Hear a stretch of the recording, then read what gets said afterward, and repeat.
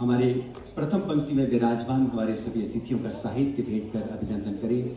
शब्द संस्कृति के नवोन्मेष का यह अनुष्ठान है, इसलिए जरूरी है कि हम साहित्य का उपहार भेंट करें। आदरणीय उमाकांत शर्मा जी हमारे माननीय विधायक, और जैसा कि हमने आपको सूचित किया, आदरणीय कृष्णा जी, आदरणीय मालती जी, आदरणीय जनसंपर्क आयुक्त सुदाम खाड़े जी, डॉक्टर विजय अग्रवाल जी, इन सभी का अभिनंदन, इन सभी का बहुत बहुत स्वागत। देवियों सज्जनों, किसी ने कहा है कि रंगमंच पर पड़े पर्दे की तरह कौन जानता है कि रात के काले पर्दे के पीछे कल कौन सा दृश्य खुलने वाला है। इससे पहले कि पर्दा खींचने वाले लड़के की तरह सूरज सारे राज खुलकर रख दे, आओ हम सब अपनी अपनी कल्पनाओं के ऊंचे से ऊंचे सपने बुने, शायद कोई सपना सच हो जाए। दरअसल ये सपनों का उत्सव है, ये ख्वाबों का एक ऐसा जश्न है जो आपकी जिंदगी में नए रंग भरने जा रहा है।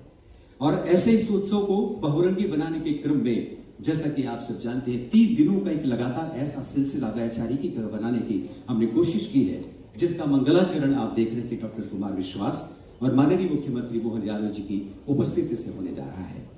इससे पहले कि हम इन्हें सुने, हम चाहेंगे कि हमारे कुलगुरु आदरणीय विजय मनोहर तिवारी आपसे से मुखातिब हों। विजय मनोहर तिवारी जी की यात्रा और उनके विभिन्न पड़ावों से आप अलग अलग तरह से वाबस्ता होंगे, लेकिन कुमार विश्वास जी को ये बताना जरूरी समझता हूं मैं, और शायद उन्हें मैत्री भाव से ये मालूम भी हो कि विजय मनोहर तिवारी इसी विश्वविद्यालय के दूसरे बैच के टॉपर रहे हैं। और उसके बाद उन्होंने जिस तरह से पत्रकारिता के विभिन्न परिसरों में काम किया, कभी उन्होंने कलम चलाई, कभी उन्होंने अपने हाथ में उस टीवी पत्रकारिता करते हुए अपने हाथ में कैमरे को भी थामा, लगातार चलते चलते एक ऐसे चिंतक विचारक के रूप में उनका अभ्युदय हुआ जिसे कई किताबों की शक्ल में हम जानते पहचानते रहे। एक नए इतिहास को लिखने का साहसपूर्ण काम भी डॉक्टर विजय मनोहर तिवारी कर रहे हैं। कुलगुरु के रूप में ये पहला अवसर है जब इतनी बड़ी सभा को संबोधित करने जा रहे हैं। बहुत आग्रह और आत्मीयता से हम निवेदन करते हैं, विजय मनोहर तिवारी हम सबसे कुछ कहें।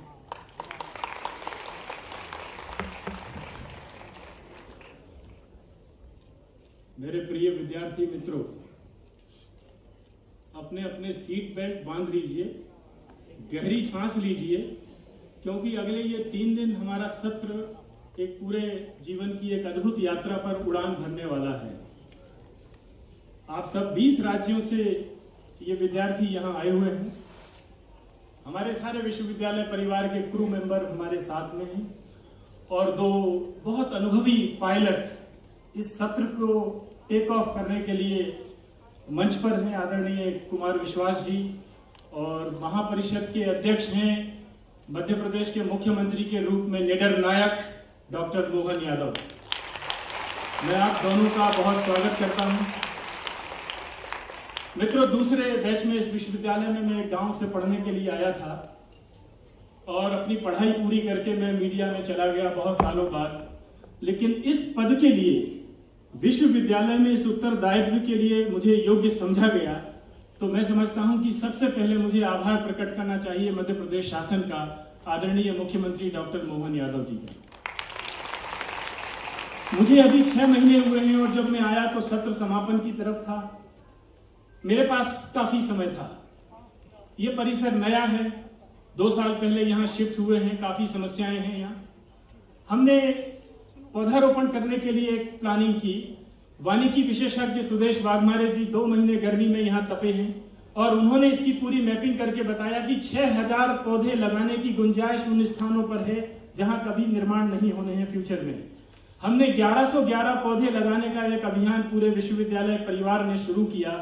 आज 1111वां 1111वां पौधा जो है कुमार विश्वास जी और माननीय मुख्यमंत्री के हाथों लगा है। ये पहला चरण यहाँ समाप्त होता है। मित्रों, बहुत बड़ा इंफ्रास्ट्रक्चर इस विश्वविद्यालय का है। ये एशिया का पहला और भारत का सबसे बड़ा मीडिया विश्वविद्यालय माना जाता है। यहाँ मैंने देखा कि कुछ ऐसे रिफ्लेक्शन नहीं है, ऐसी छवियां नहीं है जिससे ये लगे कि हम किसी मीडिया के विश्वविद्यालय में पढ़ रहे हैं या वहां काम कर रहे हैं। मैंने कुछ 100 साल के 100 फ्रंट पेज कवरेज भारत में घटी महत्वपूर्ण घटनाओं के माधवराव सप्रे समाचार पत्र संग्रहालय में कुछ पलटना शुरू किए, और मैं बड़ा आभारी हूं पद्मश्री विजयदत्त श्रीधर जी का कि उन्होंने भारत की आजादी के पहले के कुछ हमें फ्रंट पेज बड़े दुर्लभ, अभी माननीय मुख्यमंत्री जी ने, कुमार जी ने उनका अवलोकन किया। फिर मैंने पूरे देश के अखबारों से यह निवेदन किया कि अगर उनके आर्काइव में कुछ ऐसे महत्वपूर्ण घटनाओं से संबंधित फ्रंट पेज हों तो वो हमें कृपा करके उपलब्ध कराएं। 14 अगस्त को विभाजन की विभीषिका के दिन उस प्रदर्शनी का, जिसमें 100 फ्रंट पेज के भारत में घटी हुई 100 बहुत महत्वपूर्ण घटनाएं, जिनमें केवल भारत का इतिहास परिलक्षित नहीं होता है, आधुनिक भारत का इतिहास, बल्कि मीडिया की एक जर्नी, मीडिया की एक यात्रा के भी आप उनमें दर्शन करते हैं। वो प्रदर्शनी यहां हमने शुरू की। अभी उसके कुछ फ्रेम हमारे माननीय अतिथियों ने देखे। मैं उनके स्वागत में एक एक बात कहूंगा। डॉक्टर मोहन यादव का एक इंटरव्यू अभी थोड़े दिन पहले मैं देख रहा था। हम सब लोग देखते हैं, दिन भर मोबाइल पे बहुत सारी चीजें तैरती हुई हम तक आती हैं। एक इंटरव्यू शायद न्यूज 18 में था और सुधीर दीक्षित उनमें एक प्रश्न कर रहे थे माननीय मुख्यमंत्री जी से। ऐसा प्रश्न आमतौर पे सभी ऐसे लीडर से किया जाता है जिन्हें कोई बड़ा अवसर मिलता है। उनसे यह पूछा गया कि आप तो विधायक दल की बैठक में दूसरी तीसरी पंक्ति में कहीं बैठे थे, लेकिन मुख्यमंत्री के रूप में, विधायक दल के नेता के रूप में जब आपका नाम उच्चारण हुआ तो आपको कैसा महसूस हुआ? मित्रों, इसका क्या जवाब हो सकता है? बहुत लोग होंगे जो बड़ी बड़ी डींगे हाँकेंगे, अपने संघर्ष की बड़ी कहानी कहेंगे कि यहां तक आना ऐसा ही नहीं है, मैं ऐसा बन के आया हूं। लेकिन मोहन जी के जो शब्द हैं वो हम सबको क्या सिखाते हैं, ये रेखांकित करने वाली बात है। उन्होंने कहा, मैंने इस ढंग से कभी सोचा नहीं और मेरी पार्टी ने मुझे जो दायित्व दिए हैं उनको पूरी निष्ठा, पूरी ईमानदारी से मैंने निभाने की कोशिश की है। अब ये दायित्व मिला है, मुझसे जो बन पड़ेगा मैं करूंगा। मित्रों, ये बहुत बड़ी बात है। इसमें उनका कोई अहंकार नहीं झलका और उन्होंने वो वस्तुस्थिति बयान की कि जो एक सामान्य कार्यकर्ता के भाव से जब समाज जीवन में हम काम करते हैं और कहीं भी पहुंच जाते हैं तो वो विनम्रता हमारी जमीन पे होनी चाहिए। दूसरा, 2008 में मेरी एक किताब छप के आई थी, मेरा उपन्यास था एक साध्वी की सत्ता कथा। वो एक राजनीतिक उपन्यास था। उसमें मैंने एक प्रयोग किया था, प्राचीन काल की कोई कहानी कही थी जिसमें एक राज्य है, एक राजा है और एक साध्वी है जो राजा की सत्ता को उलटती है। और समीक्षकों ने देश के उसको वर्तमान परिदृश्य से जोड़ा। मैं अपनी किताबों के विमोचन और लोकार्पण आमतौर पे नहीं करता हूं, उस पर चर्चा गोष्ठी भी नहीं करता हूं, लिख देता हूं, बात खत्म हो जाती है। मुझे एक दिन एक फोन आया और उन्होंने कहा कि आपकी ये किताब हमने देखी और आपने बहुत अच्छा इसमें भाषा का प्रयोग किया है, ऐसे प्रशंसा के कुछ शब्द कहे। मैंने उनसे पूछा, आप कौन बोल रहे हैं? फोन के दूसरी तरफ कुमार विश्वास थे। उनसे मेरा परिचय मेरी किताब के एक पाठक के रूप में पहला हुआ, 2009 का प्रसंग। मित्रों, उसके बाद मैं चूंकि बहुत मिलने जुलने में बहुत संकोची संप्रदाय का मैं खुद को कहता हूं, मेल मिलाप में मैं थोड़ा सा पीछे रहता हूं, संपर्कों में मैं कम हूं, तो बरसों मेरा उनसे फिर कोई संपर्क नहीं रहा। आज जब 3 दिन का ये सत्र आरंभ अभ्युदय के नाम से करने की विश्वविद्यालय के सारे परिवारजनों ने ये योजना बनाई कि इस रूप में हमको अपने सत्र का आगाज करना चाहिए, तो उसमें कुमार जी का नाम आया। मैं वर्षों से उनके संपर्क में नहीं था। इंदौर लिटरेचर फेस्टिवल के जो सूत्रधार हैं प्रवीण शर्मा जी और उसकी मुख्य कार्यकारी अधिकारी हैं ख्याति मैडम, इन तक मेरी ये मुश्किल गई और उन्होंने कुमार जी को यहाँ लाने के लिए बहुत उनको राजी किया और वो एक फोन पर उन्होंने कहा कि नहीं, विद्यार्थियों के बीच में मैं जरूर आऊंगा। अब सवाल था कि वो क्या विषय रखेंगे, तो हमने कहा कि भाई रामायण एक कम्युनिकेशन की कहानी है। एक अयोध्या का साधारण राजकुमार 14 वर्ष अनजाने इलाकों में जाकर भारत के लोगों से, जनजाति समाज से कैसे खुद को कनेक्ट कर रहा है, कैसे कम्युनिकेट कर रहा है, इस पर अपनी बात करेंगे। इस विश्वविद्यालय के कुलगुरु के रूप में कार्यभार संभालने के पहले और बाद में मेरी माननीय मुख्यमंत्री जी से भी कुछ मुलाकातें हुई हैं। मैं आपको ये यकीन दिलाता हूं, उनकी जो मंशा है, एक बड़ा सुखद संयोग उनके साथ ये आया है। 35 वर्ष की इस विश्वविद्यालय की यात्रा में दादा माखनलाल चतुर्वेदी जी की इतनी भव्य प्रतिमा उनके समय लगी है। आज अभी उनका लोकार्पण करके वो मंच पर आएगी। ये बड़ा सुखद संयोग है कि एक कवि के नाम से स्थापित इस विश्वविद्यालय में एक कवि की भूमिका भी उसकी प्रतिमा के लोकार्पण में आज बनी। मैं आप दोनों का बहुत स्वागत करता हूं।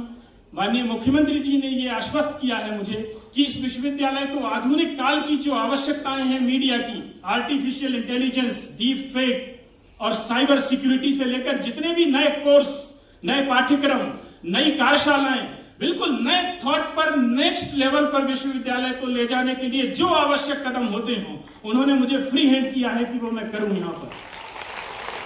आखिरी बात कहता हूं, मेरे बारे में ऐसा कहा गया कि 4 वर्ष का कुलगुरु का कार्यकाल होता है।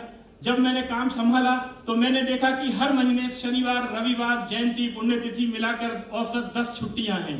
तो 48 माह जो मुझे मिलने वाले हैं उसमें 480 मेरे वो अवकाश हैं जो मैंने नहीं मांगे हैं, और ये 16 महीने का होता है।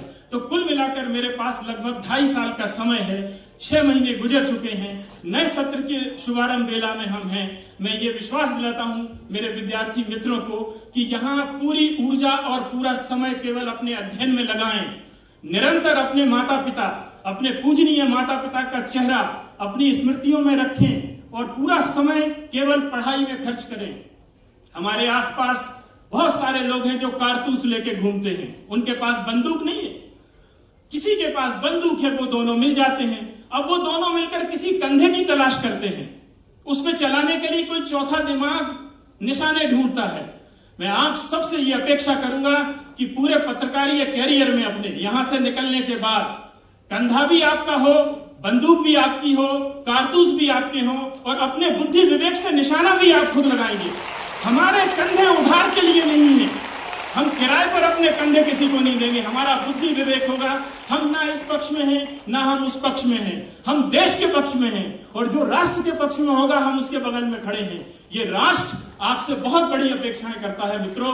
अगले 20 वर्षों में ये भारत अपनी आजादी के 100 साल मनाने वाला है, आजादी के 100 साल मनाने वाला है, और इन 2 दशकों में आप अपनी पत्रकारिता की उड़ान पूरी करेंगे।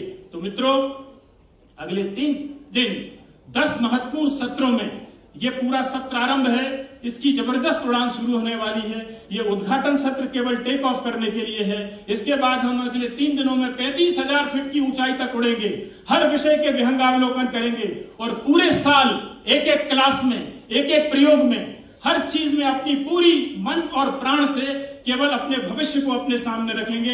हर तरह की नकारात्मकता से दूर रहेंगे, हर तरह की नेगेटिव बात कहीं हो रही होगी दूर रहेंगे, उसके पास में नहीं जाएंगे।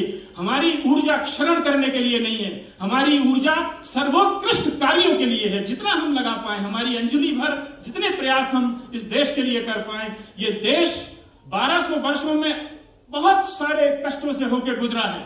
इतिहास को पढ़ेंगे पता चलेगा, अकथनीय पीड़ा से गुजरा है, और अब ये हमारे सामने है। हम सौभाग्यशाली हैं कि हम स्वतंत्र भारत में पैदा हुए हैं। 2047 का लक्ष्य, शक्तिशाली भारत का लक्ष्य माननीय प्रधानमंत्री ने हम सबके सामने रखा है। तो जीवन समाज में जो जिस भूमिका में है उसको ध्यान में रखें और उसी के अनुसार अपना हर दिन डे प्लान बनाएं और उसके अनुसार कार्य करें। हम एक पत्रकारिता के विश्वविद्यालय हैं और हम सामान्य विश्वविद्यालय नहीं है। इस बात का, इस विशिष्टता का हमेशा ध्यान रखें। और ये जिस महापुरुष के नाम पर है, पंडित माखनलाल चतुर्वेदी के नाम पर है, उनके संचित पुण्यों का ध्यान रखें। हम उनके पुण्यों का फल चखने के लिए यहाँ आए हैं, तो हम कुछ ऐसे बन सके कि इस देश के चरणों में, भारत माता के चरणों में कुछ ऐसा अर्पित करके जा सकें जिसकी उसको जरूरत है। बहुत बहुत धन्यवाद।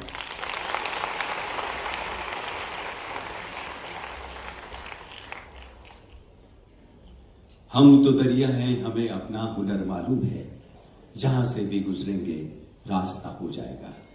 विजय मनोहर तिवारी की जो अदम्य इच्छा शक्ति है वो दरअसल इसी बात का प्रतीक है कि वे जहां से भी अपना रास्ता बनाते हैं निश्चित रूप से वो रास्ता उन्हें बहुत दूर तक ले जाता है। मन की सच्ची लगन हमेशा मंजिल तक पहुंचाती है, जैसे बहते बहते दरिया सागर में मिल जाती है। प्यारे छात्र छात्राओं, ये अवसर है जब अपने अंतःकरण में इसी तरह की इच्छा शक्ति संचित करने का भी ये मौका है। और जब इस तरह का ये मंगलाचरण अभ्युदय का आज इस मंच पर साकार हो रहा है, तब क्या ही सुंदर संयोग है कि हमारे प्रदेश के मुखिया डॉक्टर मोहन यादव हमारे बीच उपस्थित हैं। मैं शुरू में भूमिका के दौरान आपसे साझा कर रहा था कि वे उस ताल और काल के देवता महाकाल की नगरी के बाशिंदे हैं, जिसे ये सौभाग्य प्राप्त हुआ कि सांदीपनि आश्रम में भगवान कृष्ण को दीक्षा देने के लिए सांदीपनि जी ने गुरुकुल की स्थापना की थी। वे उस गुरुकुल से चलकर आए हैं, वे उस आदि योगी गुरु महाकाल की नगरी से भी आए हैं, जो हरनिश हमारे भीतर एक चैतन्य भाव के साथ विराजमान है। ऐसे माननीय मुख्यमंत्री डॉक्टर मोहन यादव का इस परिसर में हम भावभीना स्वागत करते हैं और उनसे निवेदन करते हैं कि वे भी अपने वक्तव्य के माध्यम से हम सबका दिशा दर्शन करें। डॉक्टर मोहन यादव, करतल ध्वनि से आइए हम अपने परिसर में माननीय मुख्यमंत्री जी का अभिनंदन करें।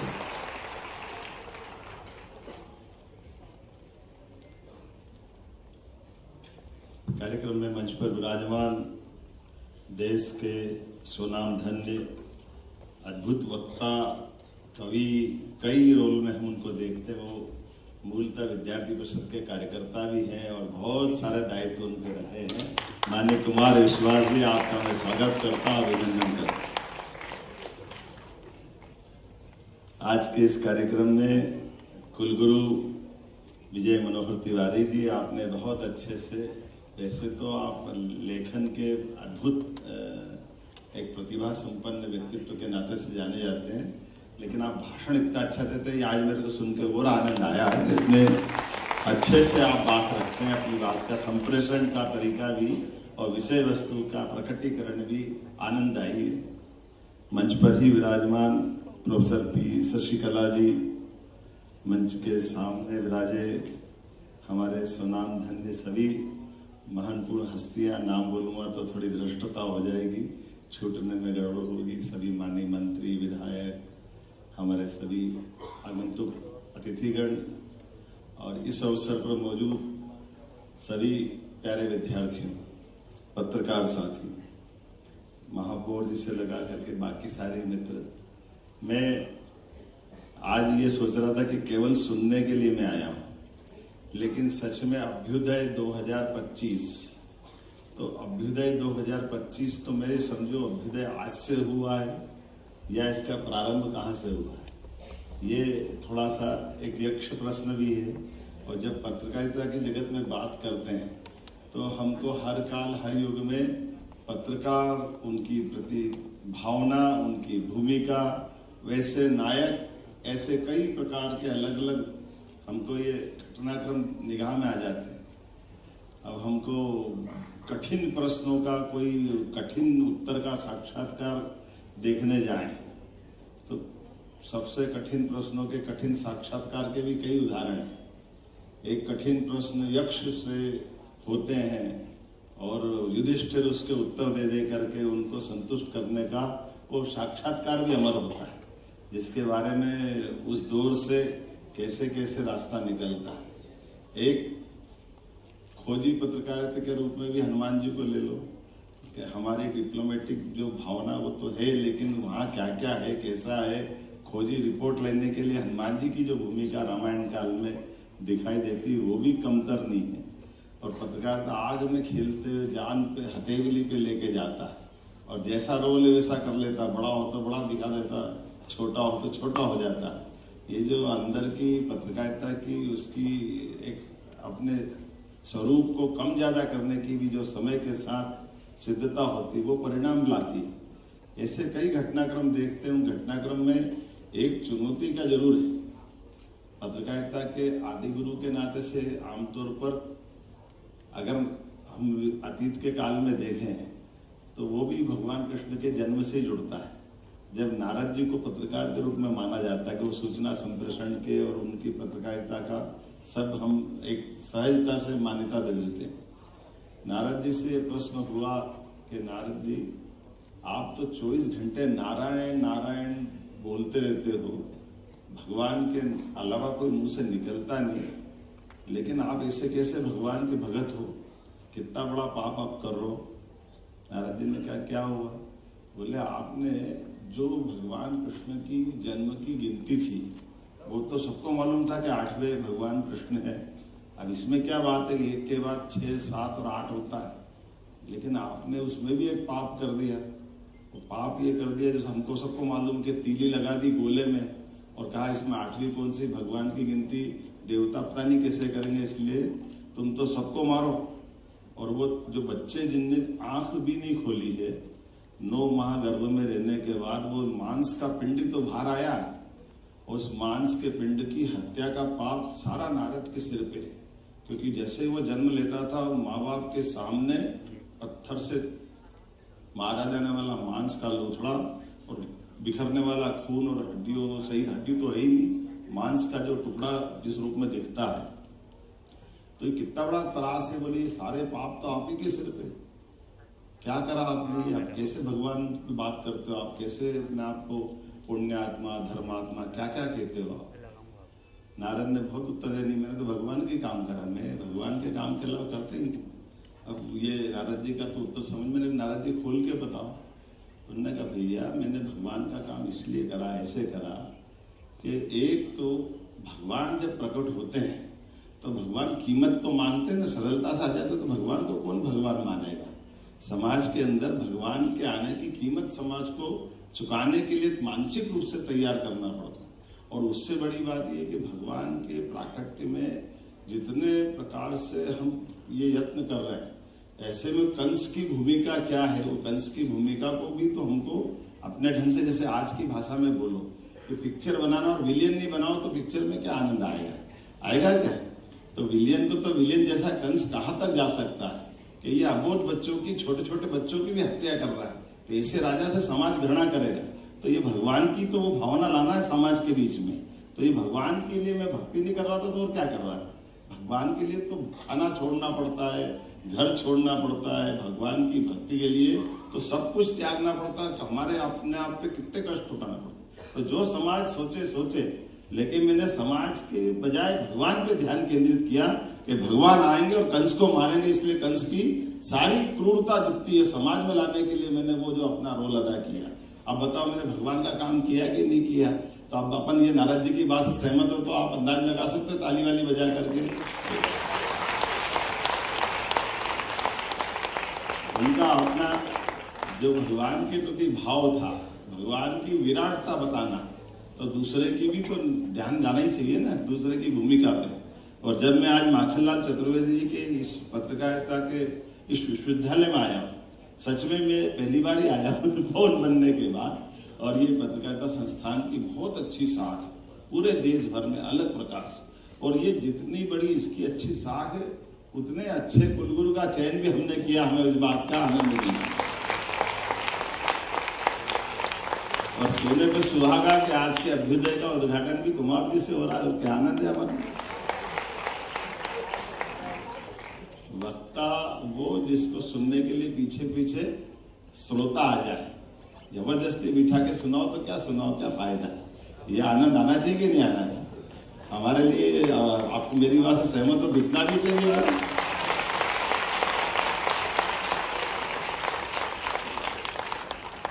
और ये जैसे हम एक बात ऐसे सहजता से मैं रास्ते में गाड़ी में पूछते आ रहा था, तो मेरी गाड़ी में से मैंने ऐसे थोड़े से प्रश्न उठाए कि पेड़ में क्या होता है। तो हमारे भगवान दास समनानी जी और अंदर गाड़ी में थे, उन्होंने कहा पेड़ में क्या होता है। बोले जगदीश, हमारे सुदाम खाड़े भी थे, उन्होंने जगदीश चंद्र बसु ने कहा कि पेड़ में भी प्राण होते हैं। उन्होंने कहा और क्या होता है। बोले शीतलता होती है, हवा होती है। हमने कहा वो सब तो ठीक है, और क्या होता है। उन्होंने कहा हमको नहीं मालूम क्या होता है। हमने कहा पेड़ में भी आग होती है। पेड़ में आग कैसे होती है। उन्होंने कहा फॉरेस्ट में जब सघन वन रहते तो घर्षण से आग ही तो आती है, वो फिर जलता भी तो पेड़ ही है। तो ये जो हमको पेड़ की वो जो दशा है, दिखना है, ये पत्रकार भी उसी तरह, इनके अंदर भी आग होती है, हमें इस बात का भी आनंद है। लेकिन ये जंगल भी आबाद करते हैं, लेकिन यज्ञ में भी इनके बिना काम नहीं चलता है। हमारे सारे जितने भी हमारे हवन यज्ञ है, उसकी आहुति बगैर कोई काष्ठ के हो सकती है क्या। ये तो अधूरी है ना। ये सर हम तो सब सनातन संस्कृति वाले हैं, तो स्वाभाविक रूप से माखनलाल जी उस पत्रकारिता के उस यज्ञ पिंड की पहली आहुति वाले भाव से मान, जिनने अपने जीवन काल के आधार पर, वैसे कहा भी जाता कि माधव सदाशिव सप्रे जी के बाद के वो उस दौर के लोग हैं जिन्होंने हमारे हिंदी को पुनर्प्रतिष्ठित करने का एक बड़ा अभियान चलाया। और उस बड़े अभियान के दरमियान कितने कितने प्रकार से लोग जोड़े गए, कितने कितने प्रकार से लोग देखे गए। हिंदी की अपनी यात्रा, देव भाषा की ये पुत्र के नाते से इसकी पुत्र की यात्रा हिंदी की, इसका ये ज्यादा पुराना इतिहास नहीं, लेकिन पुनर्परिभाषित करने का, प्रतिष्ठित करने का, देव भाषा के रूप में संस्कृत की इस योग्य पुत्र की इस यात्रा में ऐसे बड़े बड़े नामों ने अपनी बड़ी भूमिका अदा की। हमें गर्व है, माखनलाल जी हमारे मध्य प्रदेश के थे, हमें इस बात का भी आनंद है कि इस परंपरा में उनके नाम पर आज प्रतिमा का अनावरण भी हो रहा। और जब मैं ये देखता हूँ तो ये भी ध्यान में आता है, हमने भी ऐसे कई प्रकार के प्रयोग किए जो शब्दों से परिभाषित होते हैं, लेकिन शब्द की आत्मा से उसका मेल मिलाप नहीं था। पहले हमने विश्वविद्यालय बनाए तो विश्वविद्यालय में ये समझ में नहीं आया कि हिंदी में अपने कैसे शब्द कहाँ से निकल जाता है। अंग्रेजी में तो चांसलर, वाइस चांसलर समझ में आता है, लेकिन ये कुलपति, उपकुलपति के बजाय कुलपति कहाँ से आ गया, और कुलपति के खतरे क्या, ये भी ध्यान में आया कि कुलपति जब हम करने गए, मैंने सुना है कि कुलपति से कुलगुरु की यात्रा कैसे हुई। तो मैं इंदौर में जब शिक्षा मंत्री करके गया था, मैं हिंदी के अपने विश्वविद्यालय में इस तरह से ही बात कर रहा हूँ। तो जब मैं वहाँ मिला तो हमारी एक मैडम है जिनके पति वहाँ थे, वो वहाँ की वाइस चांसलर थे। तो उनके श्रीमान से जब मिला तो उन्होंने कहा कि मैं आपके कुलपति का पति हूँ। अब मेरे को ऐसा लगा कि कुतुब मीनार से जैसे मैं खड़ा हूँ, नीचे गिरा दिया मेरे को। ये क्या है था, ये कुलगुरु या कुलपति का पति में हूँ तो फिर ये तो गलत हो जाएगा। तो मैंने कहा नहीं, ये नाम बदलना चाहिए। ढूंढ टटोल लगे सब तरफ से, ये हिंदी में नामकरण हो गया, लेकिन ये हिंदी की गलती तो है, इस गलती को कैसे सुधारे। तो फिर हमने कहा यार ये अपने को गुरु पूर्णिमा मना रहे, तब भी एक दिक्कत आती। अब गुरु पूर्णिमा मनाया जाए तो गुरु पूर्णिमा में भी हिंदी ने कष्ट खड़ा कर दिया कि गुरु पूर्णिमा मतलब वो कॉलेज के शिक्षक, प्राध्यापक, प्रोफेसर वो मानते नहीं कि वो गुरु होते। वो कहते ये स्कूल के गुरुजी हमारे 500 रुपये में गुरुजी रख दिए थे पुरानी सरकार के दिग्विजय सिंह काल के समय, जहाँ कोई शिक्षक नहीं मिलते 500 रुपये महीना करके, तो वो गुरुजी एक अलग संकट हो गया। इसे गुरु का कितना बड़ा महत्व है। गुरु का अर्थ है अंधेरे से प्रकाश की ओर ले जाने वाले, उस शब्द के आधार पर कितनी गरिमा है। तो ये जब ढूंढने निकले तो ध्यान में आया कि महाराष्ट्र में भले वो कुछ भी के, महाराष्ट्र के हमारे राजनेता हों, लेकिन कुछ चीज़ें बहुत उनकी अच्छी। उनने वहाँ एक वाइस चांसलर का नाम कुलगुरु करा। हमको रास्ता मिल गया कि ये कुलगुरु मध्य प्रदेश में लगा देंगे, तो हमने सारे वाइस चांसलर का नाम बजाय कुलपति के कुलगुरु कर दिया। और जब कुलगुरु कर दिया तो हमको गुरु पूर्णिमा का भी आनंद मिल गया कि जब कुलगुरु आपके वाइस चांसलर है तो फिर आप विश्वविद्यालय वाले कैसे बचेंगे। विश्वविद्यालय, महाविद्यालय सभी आएंगे, इसलिए गुरु पूर्णिमा भी धूमधाम से मनाई। हमने सारे त्योहार सरकार के साथ, समाज के साथ सहकार करते हुए मनाए। रक्षाबंधन का हो, गुरु पूर्णिमा का हो, अभी दशहरा आने वाला है। अब दशहरे में भी जाने अनजाने हमसे गलती हो रही है। दशहरा तो अपने पुरुषार्थ का, अपने अलग प्रकार के गौरवशाली अतीत का है, लेकिन सारा दशहरा कागज जलाने में चला जाता है। कागज का बड़ा पहाड़, उसका नाम रावण दे दिया और हम ताली बजा के घर हो गया दशहरा पूरा। तो हमारी सरकार बनने के बाद माननीय विश्वास जी और सबको जैसे जानकारी है, हमने कहा हर दशहरे पर शस्त्र पूजन होगा। जहां पुलिस का शस्त्रागार है वहां हमारे मंत्री जाएंगे, विधायक जाएंगे, जहां जो भी सिस्टम है, क्योंकि जो हमारे संदेश छिपे हैं प्रत्येक त्योहार में, उस त्योहार के संदेश को पकड़ने की आवश्यकता है। इसलिए मकर संक्रांति में नारी सशक्तिकरण की दिशा में खगोल को भी नमस्कार करते हैं, लेकिन ये जो एक के बाद एक हमने त्योहारों से जो सीखना चालू किया है। आज मैं ये सारी बात इसलिए कर रहा हूँ कि ये माखनलाल जी से बात जोड़ रही है। और माखनलाल जी ने अपने जीवन काल में जिस प्रकार से वो पत्रकारिता जगत में आए, अपने बलबूते पर उन्होंने स्वयं ने, पत्रकार को लगता कि गलत हो रहा तो वो आंदोलन भी करते हैं। तो गौशाला के कत्ल खाने का जो सागर में उन्होंने अपना रोल अदा किया, गौ माताओं के लिए अंग्रेजों ने जो उनका अपना स्टाइल था, ऐसे में चट्टान की तरह अड़ा करके उनने जो अपने भावना व्यक्त करके आंदोलन करा कि अंग्रेजों को भी झुकना पड़ा। तो ऐसे सुनाम धन्य हमारे बीच माखनलाल चतुर्वेदी जिनके लिए अलग अलग, अभी आपने बहुत सारे विद्वानों के, उनके प्रति उस समय के भाव, और सबसे बड़ा भाव के स्वयं महात्मा गांधी जी ने कहा कि मैं धन्य हूँ उनके जन्म स्थान पर आकर के। ये इससे बड़ी बात कोई नहीं हो सकती। ये माखनलाल जी की पूरी यात्रा, जब उनके नाम पर ये स्थापित विश्वविद्यालय जब प्रतिमा का अनावरण कर रहे हैं, उनके जीवन के विविध पक्षों को आगे लाने के लिए या हिंदी की यात्रा में ये संस्थान और गौरवशाली अपनी ऊंची से ऊंची उड़ान करे। तो मैं मान के चलता हूँ, आपने सीट बेल्ट तो बांधने का बोल ही दिया है। मैं आपके लिए, हमने हमारी एविएशन की पॉलिसी बनाई है। एविएशन की पॉलिसी में हम अच्छी उड़ान वालों को अलग से प्रमोट करते हैं, हमारी तरफ से बीजीएफ देते हैं। तो अब आप अपनी तरफ आगे बढ़िए, हम आपको सभी प्रकार के संसाधन देकर के आप जहाँ तक जाना चाहोगे आपको मदद करते रहेंगे। पुनः आप सबका वंदन, अभिनंदन, बहुत बहुत धन्यवाद।